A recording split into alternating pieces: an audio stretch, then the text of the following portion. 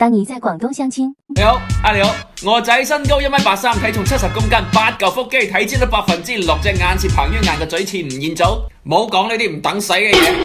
咁點先緊要呢？屬咩啊？屬羊唔得喎，我女屬鼠噶，相沖。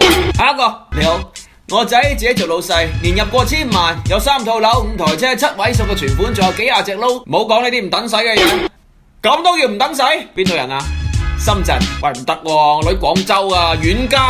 下一個，你好，我兒子本科中大，碩士北大，博士哈佛，發表過300個論文，有500個專利，還有800個頭銜。